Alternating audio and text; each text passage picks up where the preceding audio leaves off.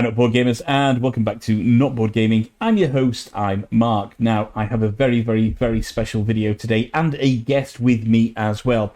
And today's video, we're going to be taking you through how the solo works in Andromeda's Edge. That's right, Andromeda's Edge, coming from Luke and Maximus Laurie, and coming to us from Cardboard Alchemy as well. It's on Gamefound right now, so check the link in the description below. And joining me for the chat today is the one and only, the man, the myth, the legend, from Cardboard Alchemy, Mr. Peter Vaughan himself. Hi, Peter. Thank you very much. Appreciate that intro. A pleasure to be here. I love your channel. Thank you very much. And thank you for this opportunity for letting us show people how to play Andromeda's Edge solo. So just before we jump into how to play solo, I just want to give a brief caveat and say that because the solo mode has been in development, it's not a physical version that we're using today. We're going to be using a mod on Tabletop Simulator, but it's getting pretty close to the final version of the solo mode now, would you say, Peter? Absolutely. Excellent. We got tons of stuff coming in there from Sergio Chavez on the art, so that's really exciting. Yeah, and it does play fantastic solo. So I know everybody loves to see physical prototypes, but with the distance and these still in development, obviously TTS works out a lot better there. So Peter, just before we jump into the game itself, do you just want to give us a brief overview on Andromeda's Edge, what it is, what it's about? Sure. So what's funny about this is that, like, in the description of Andromeda's Edge for the longest time, there's this faction called Unity. You play a desperate faction. You've been chased to the edge of the Andromeda Galaxy by this unknown force. What is Unity? Why are they hunting you? Each one of the factions sort of has a different way of tying in there. Some factions have been nearly wiped out by Unity, and some are unaware of Unity. But Unity ends up being the solo opponent that you play against. And we're looking at it almost like this imperial force. They've got no need for the nebula. They just want to purge this system. They want to just like clean up Andromeda, and you're in the way. Your civilization, you're trying to rebuild. You've got one space station and a couple ships left, and you're looking at Andromeda's Edge as your new home. And then in the case of the multiplayer game, you've got other opponents that are out there also trying to make it their home, and you've got intergalactic raiders emerging out of the nebula intent on your destruction. In this case, you're the first one there, perhaps, right? And Unity has found you, and so are the raiders are there too. So you're playing this. The game is a worker placement, engine building game. Luke Laurie and Maximus Laurie, that is their specialty. So in this game, you place a starship out, or you pull all of your starships back, and everything stems from those two options.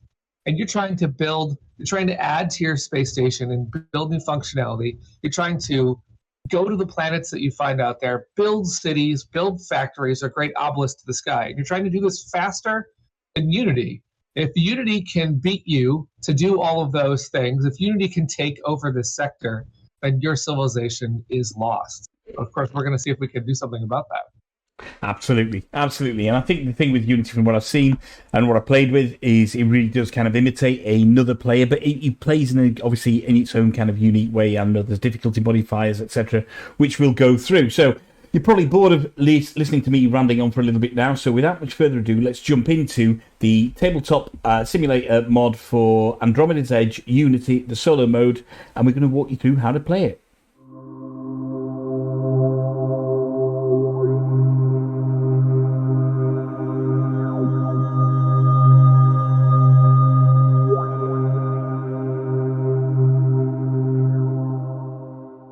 So here we are. We have the mod in place now for the solo version of Andromeda's Edge, and we have Unity all set up. And Peter, if we just go down here, do you want to tell me which faction you've chosen down here? Absolutely. So we dealt this out just like you would in a regular game, where you get two factions to choose from. I picked the Fungador Sporgots. I happen to like the idea that I can build out of anything. They build everything out of organic material, and they also do well if anybody's decomposing in the scrapyard. And I have a feeling that if Unity beats me up, I will be the one decomposing at the scrapyard. So I feel like this is a good shot here. Yeah, hopefully. Well, I think you got a decent chance with that particular faction. And what we're not going to do today is kind of tell you how to play Andromeda's Edge, because there are various videos and obviously the rulebooks online. We just want to go through how the solo works. So, Peter, I think one of the things you've talked about is the fact that you do, as a solo gamer, a solo player for Andromeda's Edge, you do everything that you would do in the multiplayer game. There's no gameplay stripped out to make the solo work. Is that correct?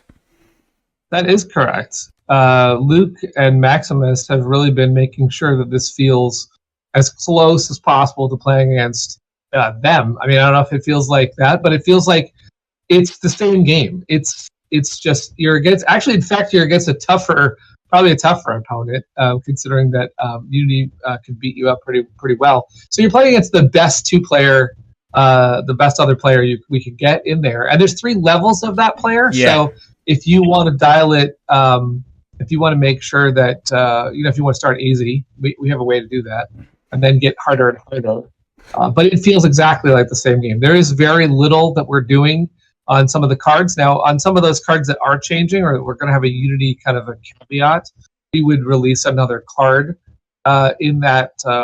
So Unity comes in the expansion box, which is called Escalation. Okay. And in that box, it has all of the cards needed, and then there's slight cards which we think would be a little bit better if they got modified with some Unity text on them, and so we've done that for them. Excellent. Okay, so let's go down to the Unity board then, and just tell us a little bit about the board, explain what it is, and exactly what's on there. Sure. So this is a Unity space station. They've come into Andromeda, and what we wanted to do is kind of vary it up from the player space station by putting the faction or Unity's commander at the top. So that's the first thing you're going to notice, is that we've put a commander card up here, and they have a command wheel that's going to be sort of their influence in the region. Now, if they play against a level 2 or a level 3, you would actually have a power right here in the corner. So level 1, which is what I'm playing against right now, does not have a power. So I get to get used to Unity's other actions, how they behave. But their space station has 3 action cards that are going to sort of be what they do on each turn. They also have they do store leaders and moons, although there's different uses they have for moons. And then they do also collect modules, though they don't use them the same way. But they do collect them to take them away from you and to build their dominance on the progress track. Okay. They've also got their fleet here. Their launch bay is oriented a different way, and that will, as they take their turn, that'll come into play as how they get their fleet out there. Okay.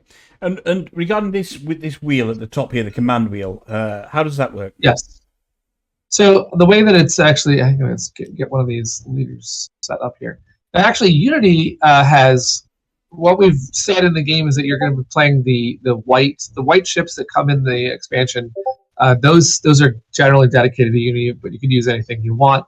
In addition to that, you're going to give them 5 other leaders of another type. These are corrupted leaders that they've managed to wade over to their side. We don't know how they did that. Maybe it's with a blue cube or something. I don't know how they've got these leaders to do their bidding, but you'll take one of those leaders and you'll put it at the command wheel, and that is going to be what Unity will do every time they go to an alliance base. They're not going to do what the alliance base does. They are not talking to those outposts, so they do not care what happens at the shipyard. What they care about is executing their plan, and that's going to happen every time they go to a base. Excellent. And that plan means that you're going to advance this leader and do the action on the command wheel, and it will keep going around and around as they go. In addition to that, they also use the command wheel when they return to station. So every single ship that's still out there when they return to station is going to activate that wheel. Wow. That can get very dangerous. Yeah. And that's when Unity ramps up into full destruction mode. And what about the unique use of tactics cards? Because they don't play the tactics cards, do they? They don't. They actually don't have any resources. Anytime, this is a little similar to the Ghosts of Eldervale in the sense that they don't use resources like you would use resources. So if they ever get a titanium or get an ice, you just give them a tactics card. Now, they're never going to look at that tactics card or use it against you in any way. They're just going to count that as their resource pool. So if they lose a resource, they'll also lose a tactics card. But they don't necessarily score these tactics cards. Just like a player, they would need to get the vault bonus for these tactics cards to be worth anything at the end of the game. So they need to actually work on that commerce track in order to get these tactics cards to be worth points. But they have their own deck of cards, which is their conflict cards. So they've got these cards right here, which they're going to use every single time they're in battle. Those cards are sort of like the mix between a diplomacy card and a tactics card for them. So that's going to give them some unique plays that you're not going to see coming. And is that a deck per level, a deck per leader, or is that a standard deck that's just shuffled for every game? That's a standard deck shuffled for every game. So you're not going to have, what you're going to have as far as differences for the leaders is you're going to have the command tracks different on every leader, and there are on the leaders, right? So this one, Captain Fierce, has a command track that is very focused on supremacy. And you can see there's 3 different spots where Commander Fierce is going to attack on that particular goal. And so that combined with that deck, because that deck is going to have some fighting, that means that you can expect Fierce to be, in your face and definitely winning that supremacy track unless you do something about it. Excellent. And I think as we go up now to the kind of the tracks themselves, we know that they Unity operates differently, or the solo game operates differently on these tracks for Unity. That's correct, and for the solo player. Yes. So there is we're working on making a possible overlay for this on the board, but we have it out right now on a reference card that explains what happens to reach some of these track positions. So the vault works the same. It's going to reward resources. So basically for Unity, it's going to be how well they do with their tactics. Supremacy tokens are erased still. You're going to want to get the supremacy tokens, but they don't use the tokens. In fact, they just score the tokens. So they are going to get the token and take it away from you. Same thing with science, except when they get to a science pile, they're going to take 2 tokens, which is devastating. And then industry, they have their own upgrades. And then civilization, instead of them refreshing their hand limit, they just take 3 cards every time they get to one of these things. Okay. So those are easy to remember once you get used to it, but of course there is this initial so they do something different than me when they get to that spot. Yeah. And that's why we're making the player aid for that. Excellent. Okay. And in terms of turn structure then, how does a turn generally flow, or a round, should I say, flow from a player's perspective and from Unity's perspective? And keep in mind, there's also another version of this where you can put Unity in a 2 or 3 player game. That is a little different than what I'm going to do. That's actually really exciting because we haven't had that before with at least with the way when we developed Eldervale. So, but I'm going to describe what happens if you're playing just you versus Unity. In that scenario, every time you're done taking your turn, Unity is going to have a turn. Yeah. And the way that works is, so let's just put out a ship. You want to just go? Will I jump in and go somewhere? Yeah, absolutely. Let's start your turn. Yeah. All right, so I would be going somewhere, and I know that Unity is going to follow me. And just to talk about that really briefly, there are 3 possible cards that Unity is going to do on their turn, and that's going to be determined by a die roll. So 1, 2, or 3 is going to be the top card. 4 and 5 is going to be the middle card, and a 6 is going to be the last card, which is Maximus Field. So I know that they have a chance of going to the Maximus Field on their turn, but it is more likely that they are going to go to the left of me. Now, the reason I know that is because there's a little probe icon. That is what's going to follow where I go. So if I say to myself, all right, let's go out there, and I want to go to this planet. Let's say I want to get that moon. I'm not sure that's our best first move, but that means I'm pretty sure they're going to go right here, which would mean they would take their first command track. Of course, there's no real good place for me to try and steer them, because if they go on a planet, they may develop there. But let's say that I want to go to the Maximus Field instead, and I grab my leader. We rescue a leader that was hanging out in the Maximus Field, and then we would advance the event track just like normal. So that's what that symbol is there. Okay. The event track it's set for, there's a 1 and 2 player spot here on the event track. That's where it starts, and I'll move it 1 notch. And then we're going to go by modules. Now, interestingly, there are some twists here in terms of some of the modules that get everybody 1 of something are dangerous for you in a match versus Unity, because you're going to be handing Unity stuff. But I'm buying from industry and science here, and I don't see one of those. That's pretty good. I have to look at my starting resources here. It looks like I have 2 carbon, and a titanium I could spend. So I could get this really nice positron magneto, generates points and energy. That's going to cost me my 2 carbon. So attach that to my station, and I'll spend the 2 carbon on that. We're meeting resources. 2 titanium, I had 2 energy, and I had an ice, and I had 2 carbons. Those are spent. Now let's look at what else. Sorry, they were your starting resources that were on the card, other than.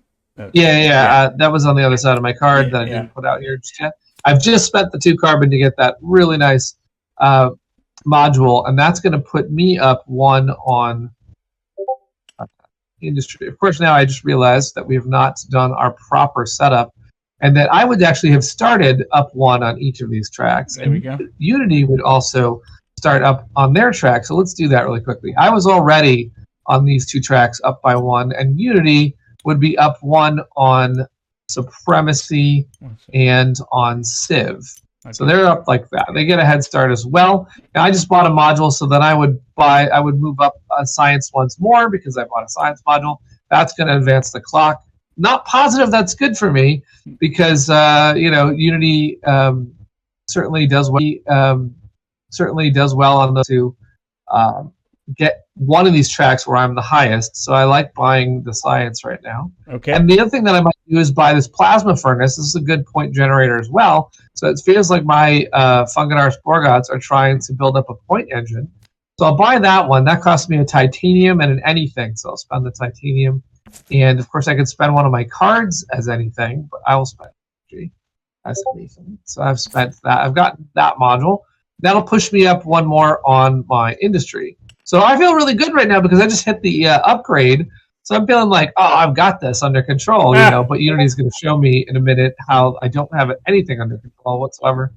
But I would then get an upgrade, and let's say that I decided to get a Science vessel. Okay. I'm going to get a Science vessel because I want to get into the nebula and start to control the events. Yep. My particular Science vessel that we got dealt is this organic hull Science vessel that actually allows it to return back to launch bay if it's damaged. So it grows back.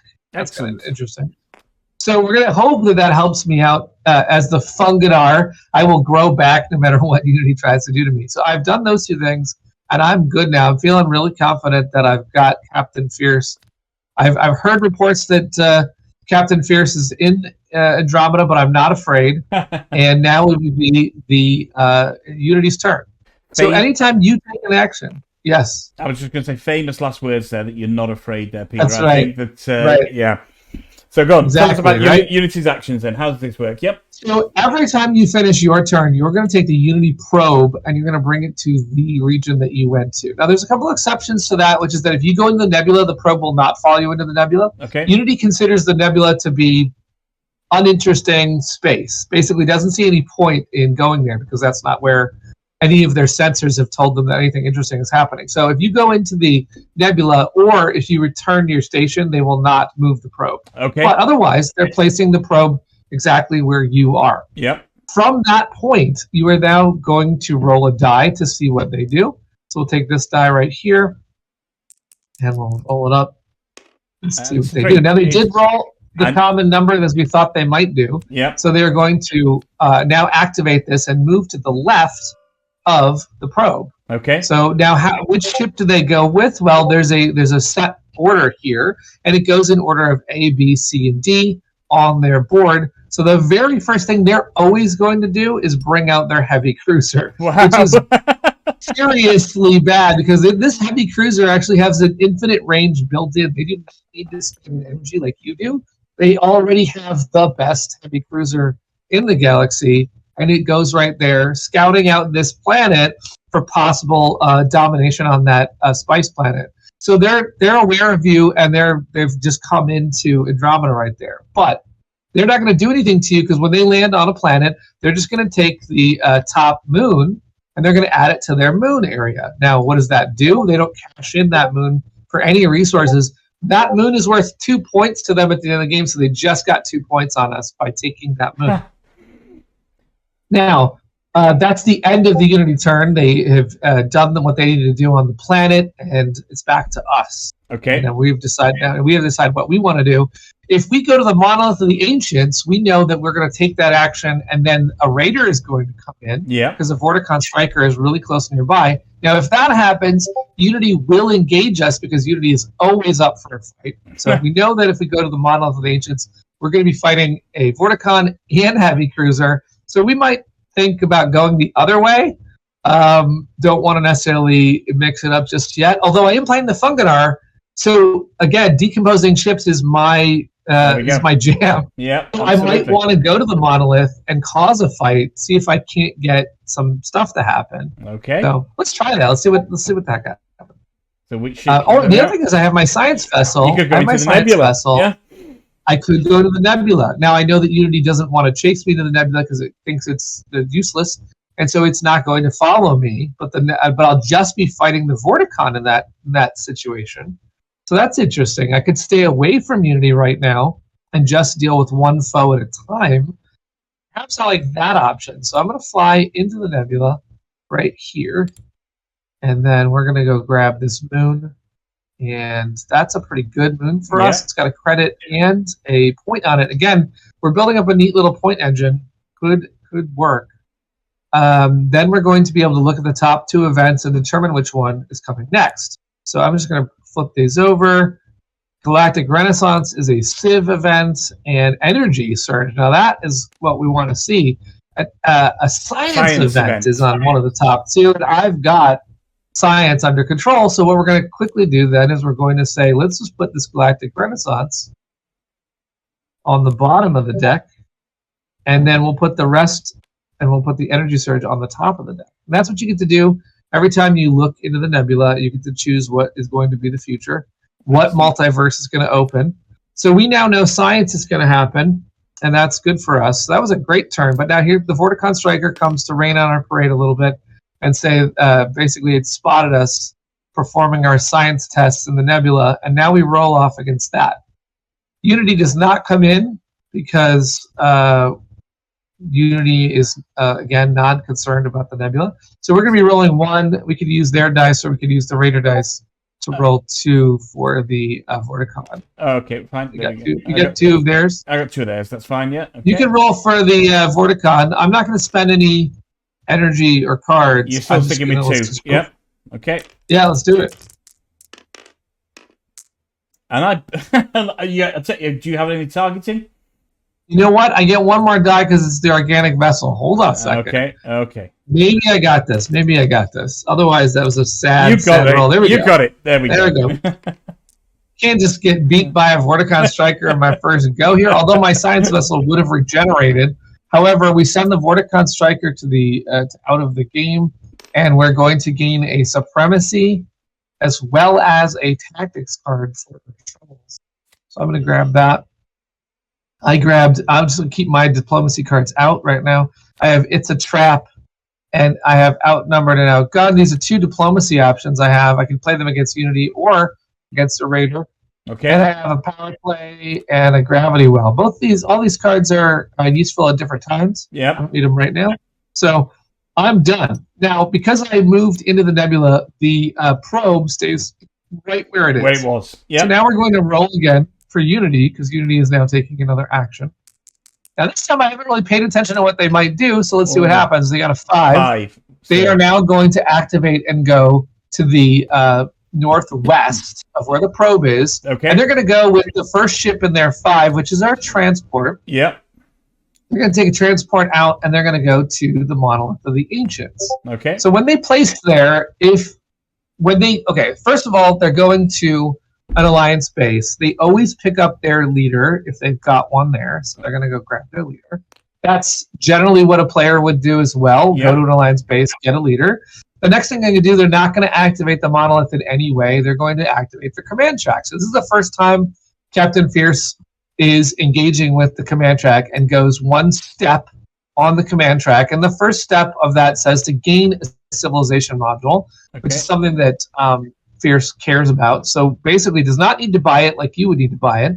Just instantly takes it and puts it in there We don't have. They don't have any cards yet. And do they always take do they always take the bottom module, or is there an order in what they take? They always take the bottom module. So they're a Okay. little predictable in that way. You know, they're not going to just grab, say, the one you were looking at the top row. They're going to grab the bottommost module. Yeah. Sometimes some of the commanders will grab two in a row, or they can be greedy and come up with pulls sometimes out of nowhere, so you can see some more modules get grabbed. Okay. But they take one, and again, every time you gain a module in this game for any reason, that includes Unity as well, you go up the track. On the track. So they now move up Civ. They're on their way up the Civ track. And it's a good thing we put that Civ event at the bottom of the deck. We got a little bit of a head start on them there. But Okay. they gain that module when they use their command track. So they're done now. Dangerous for them to have a transport out there, but with it not being on a planet, we got a little lucky that their transport is on the monolith. They cannot build on the monolith, so that's a good thing for us. It goes back to our turn. So now what we're going to do is we're going to decide, okay, now where do we want to go? We could pull back and return to station and use our engine. I don't necessarily know if we want to do that yet. We've still got 2 Fungadar transports ready to go. One thing that we could do is land on the monolith and try and fight them and push them into the scrapyard. If we do that, we could reduce their ability to run their command track when they pull back. Okay. I also would, if that backfires, I also would see my ship in the scrapyard. And I've also got this It's a Trap card, which would damage them. So I have a way of actually pulling them in. Now, we can't damage their heavy cruiser because they do have a shield, so I can't trap their cruiser, but I might be able to weaken it. I think it's kind of a neat move.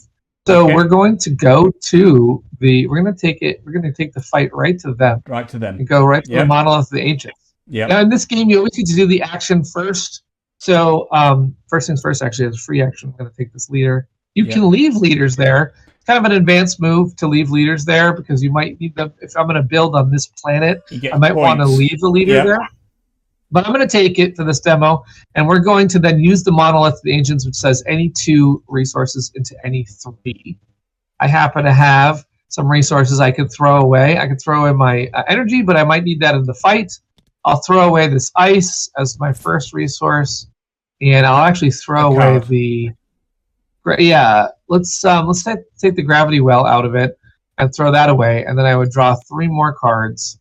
And the cards, and they may even help me in this fight, but they did not. In this case, I got Unwelcome Visitor, and I got Refurbishment, and I got Forgotten Moon. These last 2 would advance the clock.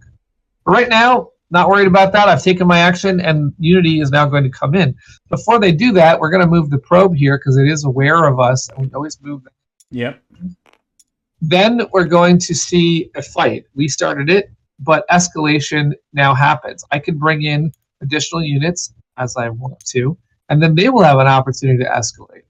Do they always escalate?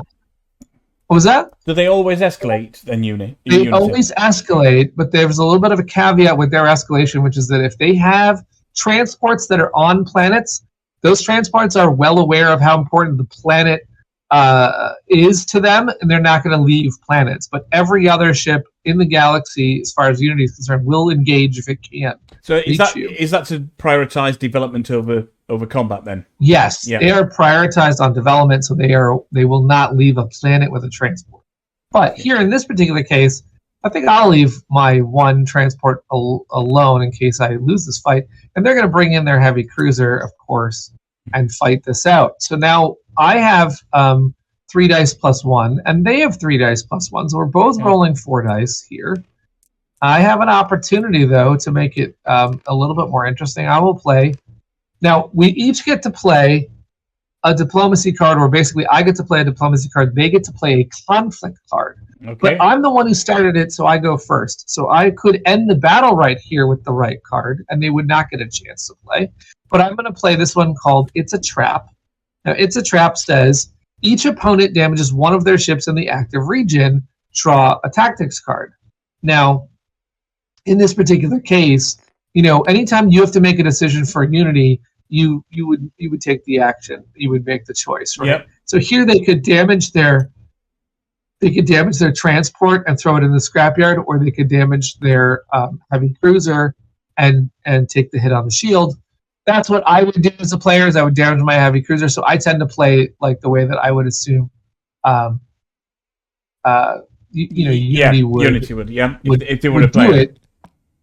Right. So I want to say they would take a damage on their heavy cruiser. They would leave their other ship. However, when you're playing against a heavy, like a commander that's likely going to destroy you, you can, of course, use this opportunity to get like an easy hit off of them. It depends on how your play style goes, but I'm going to play it like, man, they would absolutely take the hit only on their cruiser. I suppose if they'd taken the hits on the other ship, they would have lost a dice, wouldn't they, basically, for the roll? They would lose a dice, but I'll tell you the one reason why they might want to do that is that if they were to take it on the transport, then they would be guaranteed that the heavy cruiser could not leave this fight. As it is right now, if they do not roll well with 4 dice, they are both their ships are out of here because of that damage, right? So there is a trade-off. You could even say that argue as a player would have picked the ship, not the cruiser. So it just really depends. But anytime there's a choice like that, you just make it for them, and it's not a big deal. So we're going to roll off now. Actually, before we roll off, I did not end the battle, so they get a chance to play one of their cards. So we're going to flip one of their cards. Let's just bring it over to the fight here. So it says Warped Space. The battle ends. We need a little period on that card. Move all Unity starships from the active region to the leftmost undeveloped region. Wow. So we thought they were going to fight us right here, but actually they are going to move everything. We are insignificant to them. They are moving actually to this ice planet because it is the leftmost undeveloped region. Like I said, they care the most about conquering and finding this space to be their new home. Yep. So they are immediately going to say, this fight is not worth our time. We are going over to this ice planet. Awesome. So they just left. I thought I could maybe pull them off in a battle and get them out of there, but they quickly saw through that trap and they have moved on. And that's kind of a smart move. That is a player-like move, isn't it, basically? If you have that ability sometimes in Andromeda's Edge, avoiding combat is a really good way of is a good tactic sometimes, should I say. So I think that's a really smart player-like move for Unity to make. Yeah, they do a lot of, in their conflict deck, they're going to do things like that where they'll suddenly amp up a fight, or they'll move a fight, or they'll change the rules of a fight. So that kind of stuff definitely does feel like, to me, what a player would do there is possibly get out of that fight after seeing it. Yep. So that was my turn, and the probe. I moved the probe. I did the whole thing. I tried to fight them, and they left. Now they would go back to their turn, and they would roll a die. So let's see what happens. Actually, wait, I forgot to move this card out because it did go there. So then we're going to roll again and see where they go. They got a 4, so they're going to activate the second row again. Now, the next thing that happens is they bring out a fighter in that row. The fighter is ready to come and strike at things. That is going to go to the immediate west of the probe. So the fighter is going to go to the Odessa field. Now, the difference between this game is that you are going to follow not the event symbols that are on, say like the Odessa field does have an event symbol on it, but we're not going to follow that. When they go there, they're activating their command track. But also something that they have on their cards is there's actually symbols in the corner here. Now, we did have one before that I missed, but they didn't have anything on a planet. But now they do have something on a planet. So in addition to going to the west of me, they look at everywhere where they have transports, and they build if they can, which is actually what they do is they go from leftmost, and they go across, and of course that's what they were preparing for. They're going to build a city now. Now, they don't need to spend any of the resources. That's what's crazy. They did not have to have 4 ice. They do have to have the leaders, and they happen to start with a whole bunch of leaders, so they are ready for it. So, they're going to build a city. They could effectively build multiple times in one turn then, if they had multiple transports on different planets. Well, there's only one development symbol shown on this card, so they're only going to build one time. Once. But there are things. But if you look at their command track, however, the next step of the command track, which we know we're going to activate this turn, also has a development. So if they had 2 transports out by now, boom, it'd be like, here's a city, here's a spaceport, and we'd be in serious trouble. So they build the city. when they build the city, you do have to take 3 of their leaders out of play. So we would take 3. Let's take 3 leaders over here and move them out. All right. So they've got 3 leaders in that city. If you have the deluxe edition, you'd put the 3 leaders in the city, of course. But then if you flip over this reference card, it's going to say what they get when they build. When they build a city, they get a module of any type. Now, the way that we do the modules is that in general, they take a module type of a type they don't have if it's uneven. Like, in other words, if you have every module type except for one, they would take that type. When they have 3 types like this, science, industry, and commerce, that they all don't have it from, I tend to go left to right. Yeah. I'm going to take a science module for them. Here's the first chance to explain that when they take a module and it has damage on it, they will also take that damage. Okay. Like a player, that's going to affect their scoring and ability to do things in this game. So they're going to take that damaged module and have to deal with it. Okay. That's what they get for building the city. They also advance on the track for building the city. For getting the module, basically, right? So they built that. They get the module. They go up on the track. They advance the event track, which is getting us closer to the next event. We still have not done their command track, the actual Odessa field. So then they move their command track again, and now here it shows another event, supremacy and a development. So we would move the supremacy one more. That actually has an event, and they get another event because they advanced again. So we can't get more than, like, this pushes it all the way to the event board, basically. So that's going to cause an event at the end of their turn. We would take the event marker, just like in the multiplayer game, and move it to the board of the person who did that to remind ourselves to do that at the end of their turn. But immediately when you hit an event in the multiplayer game and in this game, you bring out another region. That region immediately comes populated with moons on it. And again, for Unity, because it's Unity, do you place them left to right? Because as a player, you could play them on most adjoining spaces. Actually, the rule in the game has changed to you always place them left to right. Excellent. Always, for every version of the game. So this now is exactly the way you would do it. You'd put it out, and you know where the planets are going to come out. Yep. So that is where that one would come out. And so Unity has, let's see, they've moved to the Odessa field. They've activated their command track 1. They can't do a development on that one because they already did the one development they could do. Yep. I believe they're done causing chaos. So you moved up supremacy. Yep, that's fine. Yeah. So now it's they moved up supremacy. Yeah, they moved up supremacy. They're really close to getting that supremacy token.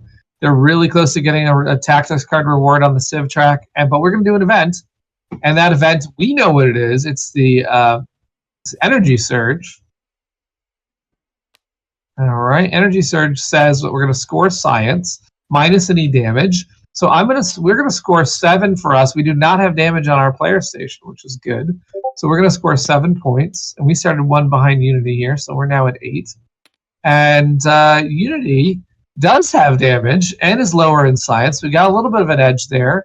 They have a damage on their board, and they're currently at 5, so they're only gonna score 4.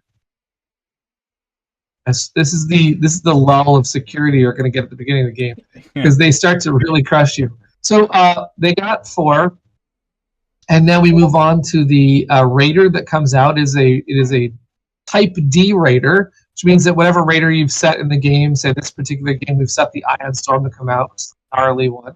The Ion Storm would start on that science planet and start to wreck stuff as it comes out. Which if you beat it, you can get some science. Brilliant. And then finally, there's a special effect, which is that each player may activate their primary reactor. Now, this is one of the events that I believe is customized for Unity. Let's talk about that. It is. So what's going to happen is we're going to activate our primary reactor. On the Unity card here would be a quick reminder that they're going to get a science module instead. Okay. So what we're going to do is we're going to activate ours, which is going to give us 3 energy for our primary reactor and a point. So we're not sorry about that. We're really happy about the Ion Storm bringing in the energy surge. And they are going to grab that. This should actually be lower because we've bought these before. They're going to take the bottommost module and stick it on their board. It also has a damage. There we go. They're not phased by that yet. They're going to gain we did improperly. We didn't give them a boost for their last science module. So I'm going to do that now, which actually would affect their score. They have reached where we are in science now. Okay. So they're caught up to us in science. That event goes to the bottom of the deck. We take the event marker and move it back to the 1 to 2 player, and there we go again. Excellent. And that was the all of their turn activating this one card. This card. Yeah. The four that they rolled. So now at this point it would go back to us, and we could take our turn. For the Fungar, nobody's decomposing yet in the scrapyard, which is what we hoped would happen. And they've got a city already built, so we're feeling like maybe we're doing okay, but we're a little behind on the developments already. So we might be looking at, can we get one of our ships and start to build a development? Also, we don't look like we are in position to build on the commerce planet. The science planet is what we want, but it's guarded by an ion storm, and we could buy an ion storm, and we can't get to the other science planet. Difficulty getting out to planets. One thing that we could do is return to station, which would help us possibly just run our engine and get ready. So maybe we would do that. Let's do that to get to keep it moving. So we'll just return to station. So I'm not on any planets, so I can do these in any order we want. We could run. Let's run our point in our titanium over here. Titanium. Getting a titanium for operating our plasma furnace. Yep. Then we're going to go over here and spend an energy and build a ship. Let's get a heavy. We don't have the energy. We don't have the ability to do a heavy cruiser just yet. So let's save that energy for a second. Let's bring back a ship to the treasury and get a credit. We need that if we're going to eventually build on something, possibly. And then we've got one ship left, and we'll activate our energy engine again because it's just so good. We're starting off with quite a bit of energy making here, and it also gives us a point. We're really ready for a fight now. We definitely want to take a fight to Unity at this point. And we have so much energy that we should activate our industry module and at least get something else. Let's say we want to build a ship. We can actually build a fighter for 1 titanium and 1 energy. So because we got the energy to spare now. So we'll do that. Build a fighter. We're ready to fight a little bit here. Now we're done with our pullback. All of our ships come back to our station, and all of our energy is spent. We're go back to Unity. The probe is in the exact same spot because it doesn't know where we went. Yep. So now they're going to roll with that probe in mind. And let's see what we get here. That is a 3. That is going to be their most common thing. Now it says launch to the leftmost undeveloped planet. They've got a transport as their next thing here, so that is dangerous. They're going to shoot out of their launch bay. And the most leftmost planet is actually where the ion storm is. The science planet. Yeah. Yes. Now, that's an interesting thing that's just happened because they've gotten through the ion storm's normal devastating effect, which is that if it goes to you, it destroys you. But if you go to it, you can chase the storm, which is apparently what Unity has decided to do today. They take a moon from the science planet, which we know will translate to 2 points at the end of the game. Yep. So collecting their points. Just a quick question. And now there's going to be... Sorry, Peter. Just a quick question on the leftmost planet. What if there was another planet here and this one here? Is it leftmost top to bottom or leftmost? Yes, it goes top to bottom, left to right. So Excellent. If there had been a planet, it would have prioritized the top one. Yep. So this is the one they chose, and then now there's going to be a fight because they did go somewhere. The active region does contain a raider or opponent, so they're going to have a fight right now. The escalation phase would happen where basically they could come in, and they will, with their heavy cruiser. They're ready for them. And we could come in if we were within range, but we're not on the board right now because we just left Andromeda for a brief moment. Okay. So they're going to now have this fight against a raider. Now they are rolling 4 dice, and the raider would be rolling 4 dice because it is the Ion Storm. It's a big thing. I'll roll the Ion Storm's dice. Now, before they roll, they're going to play another one of their conflict cards. We'll bring that over. See what it says. It says exposed weakness. After battle dice are rolled, this card counts as an additional 6 for Unity. That's very powerful. So they are ready for this Ion Storm. Let's see what happens. They've got a secret thing up their sleeve. And the Ion Storm is actually weak today, and they knew it. They didn't. They knew it. They didn't even need that 6, but they did it anyway for insurance against the storm. Now, when they beat the storm has the ability to take 1 hit on it, so it would get a damage. It's not out, but what the reward for beating a storm is you gain 1 on science, and Unity now gains 1 on science. When they go up on science, they've just reached the discovery pile. Yep. And when Unity reaches the discovery pile, they don't bother to look at them.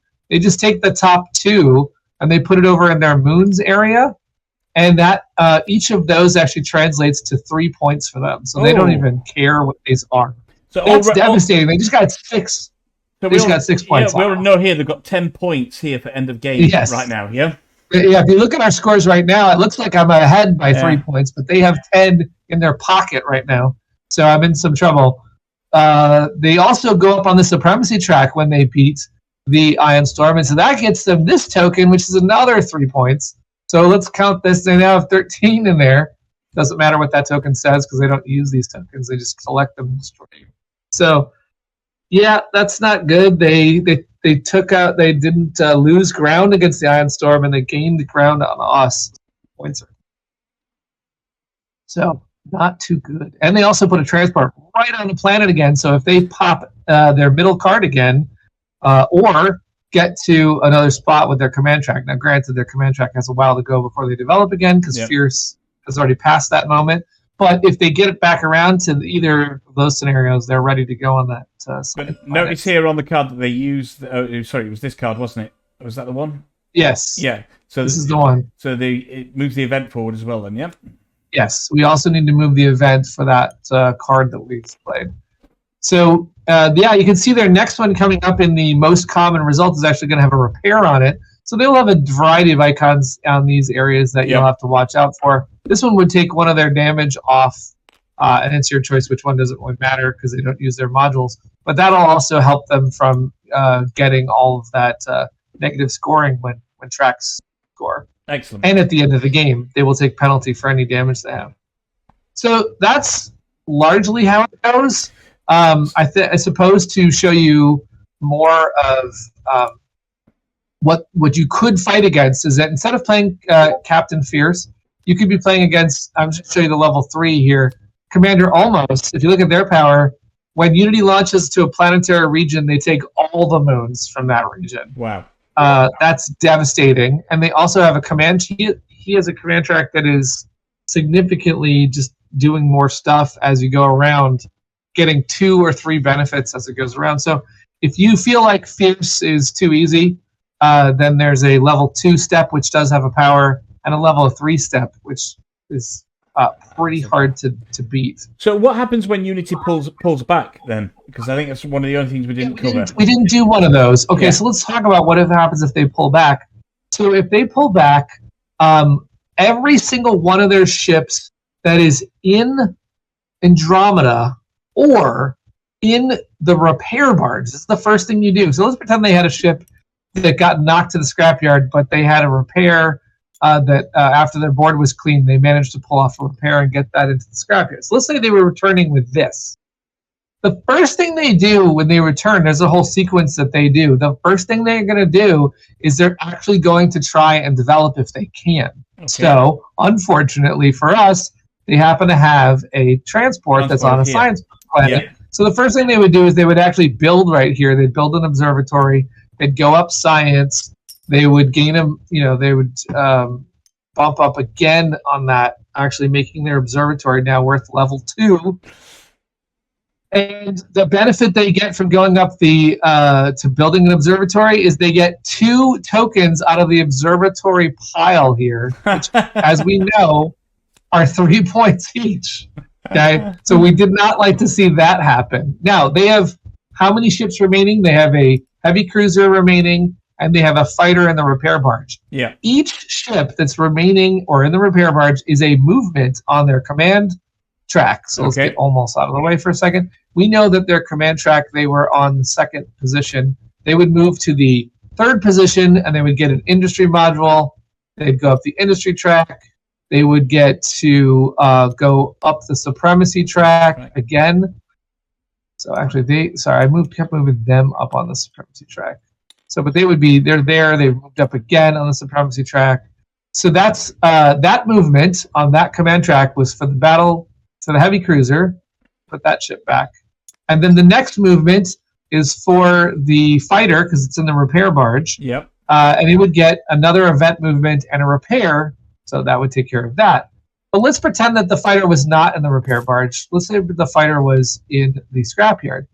They get 2 points for every ship in the scrapyard as well. So if it's not going to move their event track, they're still going to benefit. They're going to go up 2 points for every single ship, no matter what happens here. And then what you do is you take every ship that's available and you return it to their station. And here's where, if you have transports, you got to be a little bit careful of. They not only have an A, B, C, D, but there's a 1, 2, 3, 4 kind of order of how the transports go back. And that's because some of their transports are now being lost to building, and we want to keep it balanced to where they put the transports back. Sure. So they will put them back in a certain way as they come back to their board. And then they're ready to go back out there again and crush you some more. I don't know if you can tell, but I'm playing against a level 1 right here, and I already feel on my heels. Yeah. I already feel like I'd have to do quite a bit of work in this game to pull this off, right? I mean, you're seriously battling the end of game score that got built up here. So we got like 4, 10, 13, 16, 19 points already for the end of game. That was around maybe 3 or 4. And we're still down at only the kind of 10, 12 point mark, something like that. Yeah, there's a lot of games still to go, so you've got to have some good mitigation strategies against them. Now, I think the interesting thing is with these decks, with this deck here, is I love these additional kind of symbols on these cards as well. That growth in development or advancing the event track, that can really kind of scupper your game, and I like the way that mimics how another player who you don't know what their strategy is going to be, that kind of mimics how they're going to work. Yeah, absolutely. I think that you're seeing repair development and event play, which is how a player would go. A player is trying to develop, a player is trying to repair and buy, and a player is trying to move the event tracks. That's what all of that's in Unity's power now. In addition to that, you've got the board that they have. So you know that Fierce is already trying to push supremacy, which means when you see Fierce, getting into fights and repairing and stuff like that, you're like, oh, this could mean that they're getting all of the 3 of those tokens. So you just have to look at that, and definitely they are an aggressive developer. And they've already got 2 developments. I have 0, and as the Fungoner, I was hoping to get some. So the thing that I'd be doing if we were to keep going is I'd be immediately looking at, could I get on these planets as fast as possible before they do? So I can get on this board, especially science, because I got a shot in science, although they just passed me. So I'd be trying to boost that up. But of course, as soon as you go here or here, the Unity probe is going to follow you, and they're pretty much on your tail throughout the entire game, aren't they? They are. They know where you are. They're ready to assimilate or do whatever they need to do to make this their edge of Andromeda. So. And is there any point in the game where they would go into the nebula at all? So they've got 2 ways to go in the nebula. Now, Captain Fierce does not have this on their command track, but most of the command tracks that are level 2 and 3 are going to have a way of getting nebula moons. So you can see that on Olmos's track. Yeah. That little N means to grab the leftmost moon, but they all have a way of doing it. Irregardless of that, if you look at the science vessel, their science vessel never does go in the nebula, but will grab nebula moons as it launches. Okay. So again, Unity is not concerned with the event. They're not concerned about looking into the mirror universes. They see that as useless, but they will in fact harvest those resources faster than you if you're not careful. So they can get that stuff. Excellent.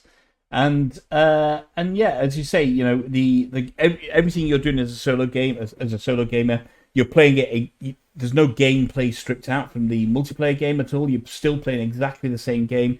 You've really got to kind of switch your strategy depending on which leader you're choosing, what level you're at, etc. And you will get a feel for how certain leaders work. And I take it some are more aggressive than others in terms of what they're going to do. But that command board that command wheel is really, really exciting because yes, you can almost plan what the next moves are going to be, but you don't know when they're going to happen because they can have 2 or 3 of them in a row, basically. So you may be planning for something on that command wheel 2 turns' time, and it just so happens through what Unity's done that they move twice on the command wheel, so they pull ships back, etc. And I think that it really is. It creates a strong solo opponent for you. Yeah, it sure does. I myself, our team has played it quite a bit, and I can beat level 1 most of the time. I have level 2. I still see level 2 beat me most of the time, whereas our top players, Maximus Laurie, designer, can beat level 3, I want to say like 30 to 40% of the time. Okay. So it's really great because to me that provides this dialable opponent that you can really decide where you want to play at, what's fun for you.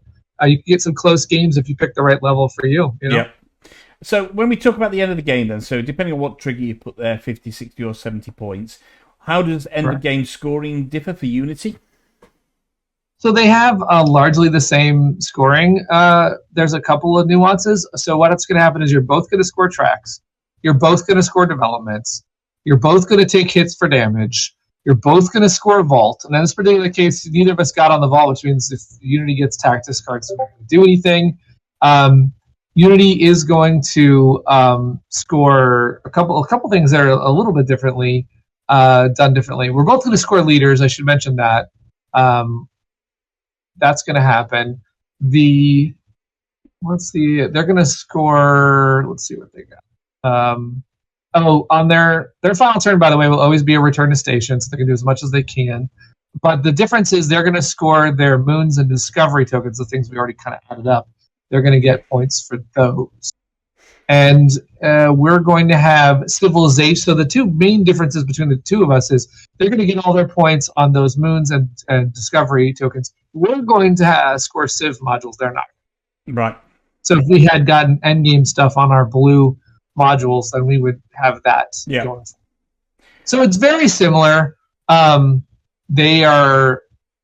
There's a couple other things we might add to the multiplayer as we do stretch goals on the campaign, which will say what that will do with Unity. But it's very similar, actually. They're going to do all the same things. Yeah. And although they don't collect resources, they collect tactics cards, they do. If ever they have to pay a resource, they're not spending, obviously, but there are actions in the game which would mean they pay a resource. I take it they discard a tactics card from their hand. They do. Yeah. They would get rid of a tactics card. And so at the end of the game, they might end up with, let's say they end up with 7 of them. If they've not gotten to Vault 1, that's 0 points. But if they've gotten to Vault 1, that's a 7-point gain for them. They have a max of 15 cards that they can score for. Okay. So even if they've somehow gathered 37 cards on you, they're only going to score 15 of them. Yep.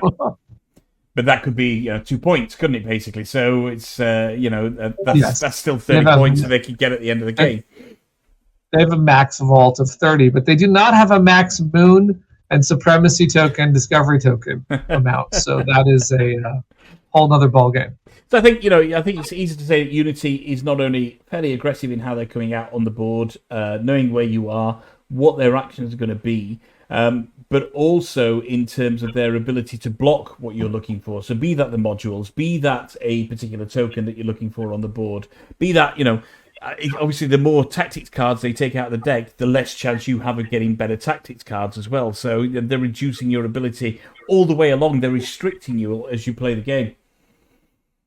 Absolutely. Yeah. I mean, they are definitely taking opportunities before you can get them and racing you up tracks and taking your developments before you've got them. There's also the flavor of the commanders is really fun. Right now we have 3 unlocked on the campaign. The one that I showed almost takes all the moons, and whenever they can't take a moon after that, almost would take tactics cards. So that is devastating. The other one, the level 2 one, the Major Tom, I love this artwork that Sergio is doing. Major Tom is just sipping tea while destroying you. I love that. And Major Tom is actually capturing your leaders. If Major Tom beats you in a battle, your leaders are captured, and they go to their area. And if you don't get them back, they might build with your people. So it's just like, no. They're turning your own people against you. That's brilliant. Right. And so the flavor of those already is so good, and I'm excited. We've got a couple plans. Brilliant. Which would be really neat. If we can expand the opponents you could run into in the middle of Andromeda. In the multiplayer game with our own factions that we all get to choose, are these powers different to and separate to any of the ones that are in the other factions? Are you talking about if the Unity powers change if you add them into a multiplayer game? Oh, sorry, no. What I'm saying there is, are these unique powers purely for the Unity player? They're not repeated in the other factions. They're not repeated. They're not off some faction, so there's no other faction that steals leaders. There's no other faction that grabs all the moons. They are completely. It's like we've come up with a whole other faction. Now they also have something we didn't see this game. They have Unity upgrade tokens, which they get if they go up the industry track, and these tokens can do things like this particular one says all of their ships have +1 range for the rest of the game. Oh, wow. So they can upgrade their fleet as well. So some of their commanders are going to be focused on going up industry, and that's a dangerous commander to play against as well, because it's going to make their armada pretty tough. So. I mean, you're doing everything to stop people winning on this game, aren't you? Basically, I think that's the thing. Yeah, right. And that's exactly. What's going to excite me the most? What I think is going to be exciting the most too is to hear the people talking about the forums about which one is the easiest or toughest, or in the end, what's the most fun to play against, because they're going to have this different flavor to them, which is neat. And what happens in the very rare occasion that you actually run through one of these decks? I take it you just shuffle and start again? Yeah, you shuffle it, put it right back, so they don't ever run out of their actions. Fantastic. Well, I think, and as you mentioned, this Unity can be added to a 2 or a 3-player game as well, which is really going to change the dynamic on how you play. You may have regular gaming groups, so you get to know roughly how people are going to strategize, etc. But when you throw Unity in there, you've always got that element of the unknown. I think that's going to be really interesting to see how people develop that as well. Yeah. There was a game that Luke played recently against Maximus and Unity where Maximus won, but Unity came in second and Luke was third. So one of them succeeded against the forces of Unity, but not all of them were living survivors at the end there. So that was funny. That's fascinating, that, Peter. I think we've shown people, enough about how Unity works. Hopefully, it gives you a good grasp of how the solo mode works for Andromeda's Edge. Really exciting to see this and the various stages of development, and already know that this is going to be a firm favourite, certainly for me, playing the game. I just think Unity has depth, has the ability to block you, is aggressive towards you. It's everything I'm looking for against an AI opponent. And the overhead is, it's relatively light. That's awesome that you said that. Can I put that quote right on the page? Absolutely, yes. Awesome. Everything I'm looking for in an AI opponent, and the second part too is important. That it's easy to easy to handle the overhead, right? Low overhead. Low overhead. Yeah. Relatively light overhead. Beautiful. Yeah. That's what we like to hear. That's what we like to hear. So, Peter, tell people how they can get their hands on Andromeda's Edge. Andromeda's Edge right now is on Gamefound until February 23rd. We are funding. Basically, we funded on day one, which is very exciting, which means that if you get in now, you can help push all of our stretch goals, including getting more Unity commanders in the game, new Raider opponents, new decks of events to play against, new modules to add, new regions. All of that's super exciting, and that's what we're headed towards next. We're going to see how far we can push this to the edge of Andromeda. And we'd love to have you with us on that journey. So that's on Gamefound right now. Excellent. And I can only, kind of reiterate what I've said about Andromeda's Edge in the past. I absolutely adore this game. I think it's fantastic. The multiplayer is fun, great fun. The solos, great fun, as you've seen with Unity. I think, if you're looking for a game that you want to have the ability to play with others and play on your own, then this is it. But if you're looking for this from a pure solo experience, this is also it as well. So thank you, Peter, for taking us through exactly how Unity works. Hopefully that gives people a great overview on what you can do on the solo with Andromeda's Edge. Once again, my name's Mark. This is Not Board Gaming. I've been joined today by the wonderful Peter Vaughan from Cardboard Alchemy. Go and check out the Gamefound link. It'll be in the description below.